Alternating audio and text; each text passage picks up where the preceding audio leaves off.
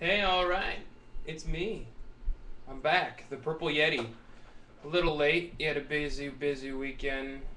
Not exactly hungover, but wow. Did a baby shower. Did a concert, Best Coast, last night. Awesome. I love bars that have the closing act start at about 12:30 night. Yeah, late night. That's why I'm drinking this delicious little tea. Yes, I'm back with my ridiculous moniker. It's the Purple Yeti. And I'm also back with my Texas State Champs shirt. Oh, feeling the K-State pride. And, boy, what a crazy week it's been. Kind of, sort of. I don't know. I guess people are fleshing out the bowl playoffs.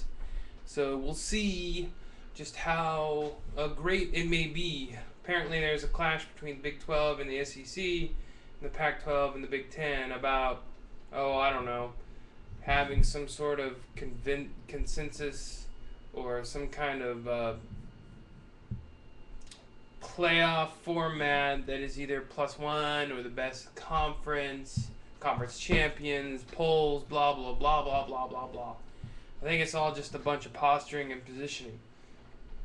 So that was all going on. All that hula-baloo. So, yeah, Big 12 meetings, SEC meetings, everyone in the Big 12 is getting money. Yay. People in the SEC are getting money. Yay. Yeah, okay. It is what it is. But there's some other things going on, so let's just get started, shall we? Before I get too distracted. Yeah, I might get distracted by the end of it. No. So, Ohio State has more people suspended, more people getting in jail, more people getting obstruction of justice, apparently, or something. I don't know their names. I really don't care. They were thrown off the team. No, they're not. Psych.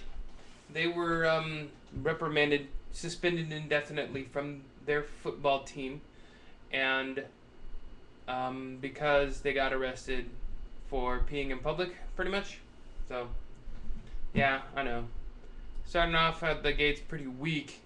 Let's see. Hey, Craig James didn't win. He was in my district. I didn't vote for the guy, and he did not win. That made my day. Very, very, very, very awesome. Yay. CGK5H.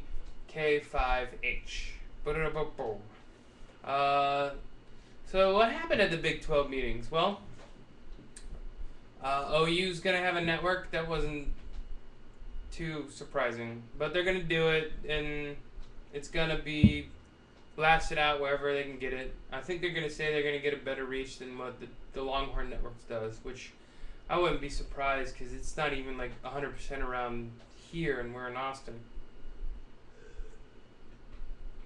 So that was an interesting little tidbit.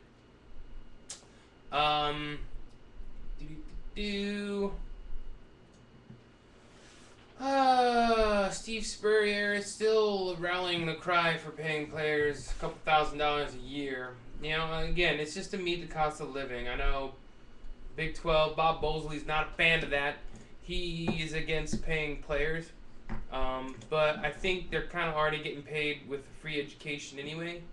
But they need to be able to do laundry, eat food, the whole deal. Like if you're gonna give them the education, you might as well give them a clean pair of underwear while you're at it. And maybe paying them a couple $1,000s isn't a bad idea. Now the thing about the Big 12 is that I think they're also for doing it equal across the board for every sport, and I don't think a lot of other people are jumping on the board of that. So, there you go. Speaking of scholarships, I guess there's a big stink about P. Diddy's kid getting a scholarship at UCLA, and it came from some students or for some people around the campus UCLA, or as I like to call them, English majors, and they're probably just bitching like they always do about sports. I mean, sports is what brings in the attention. It's advertisement. When you frame it in that mind, it's advertisement. You are selling your school. Yes, you want to have the smartest minds, but the smartest minds do not get on television and they do not get on YouTube. Case in point. So they need, and it's not the name. It's not P Diddy's. I don't even know his name. It's not that he's P Diddy's kid. It's that he's earned it. He got the scholarship. He was recruited by other schools. He's a 4-star, recruit.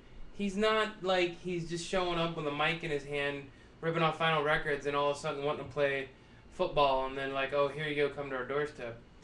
So just lay off. I mean, it's just idle bitching from people who don't have any rich parents. Complain about athletic department budgets and don't get it. They just don't get it. So, that's that. What else is going on here? Oh, the Big Ten. So I mentioned that the big fight between the Big Ten, Pac-12, and the SEC and the Big 12. It looks the Big Ten had some kind of press conference today or something, and like they just fumbled about like what they wanted. There was no clear message between Jim Delaney or the presidents or anybody. They want the status quo, but then they're okay with the champions only with +1, and now they're like, well, we're not going to stop you if you do a selection committee for the best 4, and it's just they're really, really stumbling on their words, and they sound a lot like the Big 12 did the last couple of years. It's kind of hilarious. Is it going to affect the Big 10? Probably not, but I sure as hell love pointing that out for the Big 10. So yeah, that's coming around. I guess, yeah, the Big Ten's in the meetings, and everyone's posturing on the playoffs, and blah, blah, blah. Ooh, what else? That's about it, really. I mean, Bowlsby's saying what he's saying. Okay, so Kansas-wise, I guess they lost a linebacker who's transferring to Northern Iowa to play for his coach dad, which kind of makes sense. If your dad's head coach, you're probably going to want to play for him. But I guess since Kansas is a higher school than Northern Iowa in terms of divisions, or at least campus size, it might have been better to go to Kansas. But then again, Northern Iowa actually has a pretty good winning tradition, unlike Kansas football. So, he's going to trade maybe the spotlight for more of just the winning, which is always kind of a good thing. Yeah, you can argue big fish, small pond, whatever. But, he's playing with his dad. He'll finish out his college career a lot better than he would hanging out with Charlie Weiss, I guess. Yeah, Charlie Weiss. So yeah.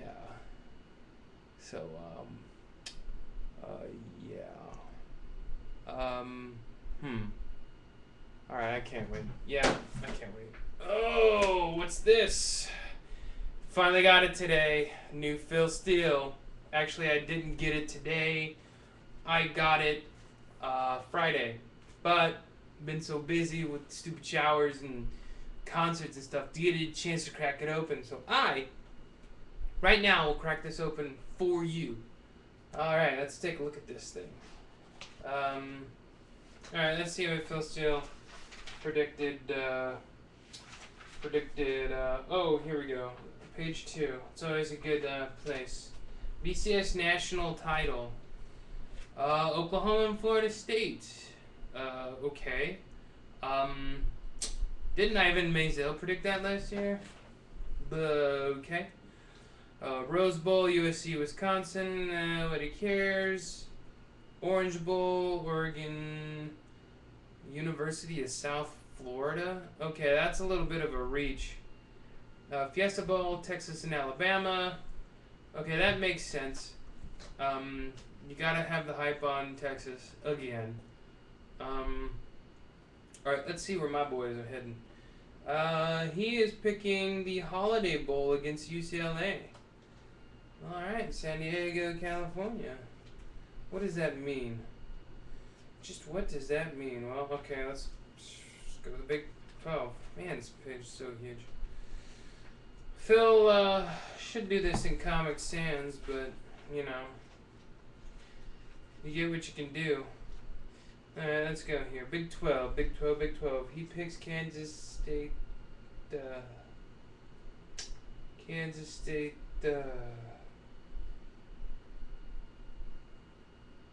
Okay. Phil, you're wrong. Alright, 6th? Seriously? 6th? Okay, yeah, they may not live up to the wins that they had last year, but they're bringing back just about everybody. He's got Oklahoma, he's got Texas at number 2. Did I really just pay for this? I mean, seriously. I mean, yeah, exactly. That's what I think of it, right down there. Mark May does a better job of predicting than this guy. Seriously, Texas at number 2. Oklahoma State tied for 2nd, by the way, even though they have a Frost starting as their quarterback, and they lost Justin Blackman. Now, West Virginia and TCU at 4 and 5. Okay, that makes a little sense. They're new to the league, and they're pretty tough schools. Geno Smith's gonna be tough. Gary Patterson, K-State alumni. Yeah, okay, I could see that, but Kansas State at number 6. Oh, and here's what he says too. KSU was one of my favorite teams in the country last year. Oh, really? I think you had them at like 6th or 5th again. As I picked them at least 2 spots higher than everyone else in the preseason. You're kind of reaching there, Phil. And use them as an upset special almost every week on the website. Okay, that's called being a bandwagoner. Wow, I can't believe I bought this. How much was this?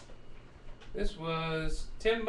Alright, well, it's cheaper than the price of a CD, I guess. Oh, but they won't get to 10 wins. Okay, so I might believe him on the 10 wins, but seriously, 6th, Phil. It's a joke. I mean, really. Oh, you want my prediction? No. Comment below.